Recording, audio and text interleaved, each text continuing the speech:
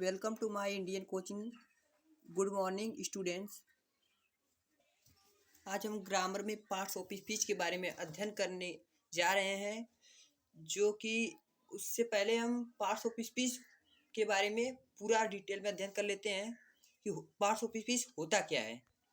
कई शब्दों से मिलकर एक वाक्य बनता है। व्याकरण के अनुसार यदि शब्द क्रम में रखे गए हों तो वाक्य का अर्थ स्पष्ट हो जाता है। वाक्य में रखे गए शब्द अलग अलग होते हैं, उनके कार्य भी अलग अलग होते हैं। कार्यों के अनुसार शब्दों को निम्न भागों में विभक्त किया जा सकता है, इन्हें पार्ट्स ऑफ स्पीच कहते हैं। यह 8 प्रकार के भागों में बांटे गए हैं। या आप कह सकते हैं कि इनके 8 भेद हैं। कौन कौन से हैं उन्हें हम जान लेते हैं। Noun, pronoun, verb, adjective, adverb, preposition, conjunction, interjection. यह 8 पार्ट्स ऑफ स्पीच के भेद हैं। यह पहला नाउन, जिसे संज्ञा कहते हैं हिंदी में, और इसका परिभाषा होगा किसी व्यक्ति, वस्तु, स्थान तथा गुण के नाम को नाउन कहते हैं। किसी व्यक्ति, वस्तु, स्थान तथा गुण के नाम को नाउन कहते हैं।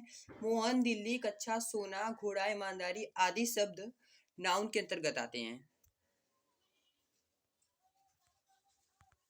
इसके बाद है प्रोनाउन। प्रोनाउन अर्थात सर्वनाम। प्रोनाउन को हम हिंदी में सर्वनाम कहते हैं। इसका परिभाषा होगा जो शब्द संज्ञा के स्थान पर वाक्य में प्रयोग किए जाते हैं उन्हें प्रोनाउन कहते हैं। जैसे मैं, तू, तुम, वह, मेरा, हमारा, तुम्हारा, उसका, वे, उन्हें, उनका आदि शब्द प्रोनाउन के अंतर्गत आते हैं। मेरे ख्याल से तो पार्ट्स ऑफ स्पीच समझना बहुत ही चाहिए, बहुत वेरी सिंपल। अब हम पढ़ेंगे वर्ब के बारे में, अर्थात क्रिया। आशा करता हूँ आप लोग वर्ब के बारे में जानते होंगे, फिर भी हम इसको रिपीट कर दे रहे हैं एक बार। इसका परिभाषा होगा जिन शब्दों से काम का होना पाया जाता है या जिनके प्रयोग से वाक्य का अर्थ स्पष्ट होता है उन्हें वर्ब या क्रिया कहते हैं। जैसे खाना, पीना, नहाना आदि। आप लोग समझ सकते हैं कि जो भी क्रियाएं हो रही हैं उन्हें वर्ब कहा जाता है, क्रिया। इसके बाद है एडजेक्टिव, अर्थात विशेषण, हम हिंदी में कहते हैं एडजेक्टिव, विशेषण। इसकी परिभाषा होगी जो शब्द किसी संज्ञा या सर्वनाम की विशेषता प्रकट करते हैं। जो शब्द किसी संज्ञा या सर्वनाम की विशेषता प्रकट करते हैं वे एडजेक्टिव कहलाते हैं। जैसे काला, मोटा, लंबा, चालाक, डरपोक, सुंदर आदि। जैसा कि आप लोग कहते हैं वो लड़का बहुत मोटा है, तो ये भी एडजेक्टिव है कि वह मोटा है। अब हम पढ़ेंगे एडवर्ब, क्रिया विशेषण। एडवर्ब, जिसे हम हिंदी में क्रिया विशेषण कहते हैं। इसका परिभाषा होगा जो शब्द किसी विशेषण, क्रिया या किसी अन्य क्रिया विशेषण की विशेषता बताते हैं वे क्रिया विशेषण कहलाते हैं। जैसे जोर से, धीरे धीरे, बहुत अधिकता से, शांतिपूर्वक।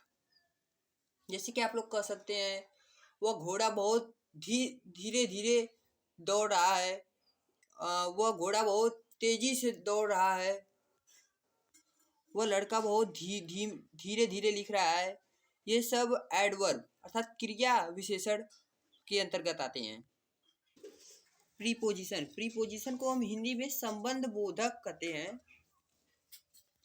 प्रीपोजिशन की परिभाषा होती है जो शब्द किसी संज्ञा या सर्वनाम के पूर्व प्रयुक्त होकर किसी दूसरे संज्ञा या सर्वनाम से उसका संबंध प्रकट करता है वह शब्द प्रीपोजिशन कहलाते हैं। जैसे में, पर, से, को आदि शब्द प्रीपोजिशन के अंतर्गत आते हैं।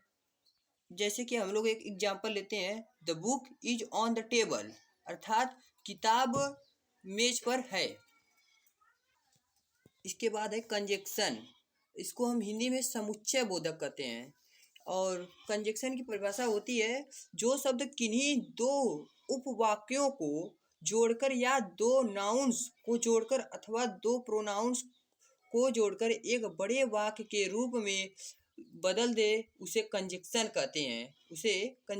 जैसे और, लेकिन, तो, यदि आदि शब्द कंजक्शन के अंतर्गत आते हैं। इसके लिए हम एक एग्जाम्पल लेते हैं। इसका एग्जाम्पल होगा जैसे कि साक्षी इज हंगरी बट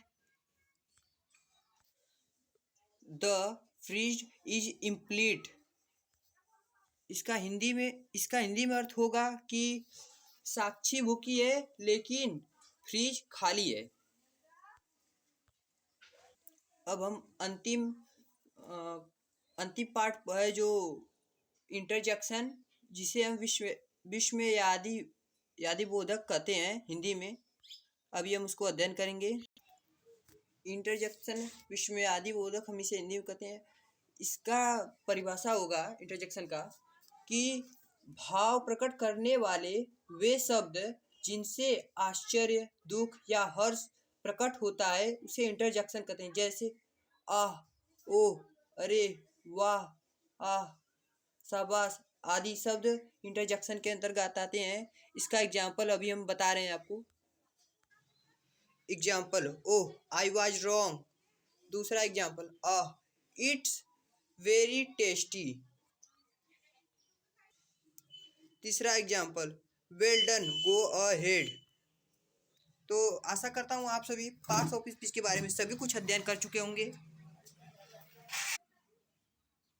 तो आप लोग एक बार घर पे प्लीज़, मेरा रिक्वेस्ट रहेगा कि आप लोग प्रैक्टिस करें और अपने से कुछ बनाकर पार्ट्स ऑफ स्पीच के बारे में डिटेल में जाने। आसपास देखते हैं जो आप उसको भी समझिए।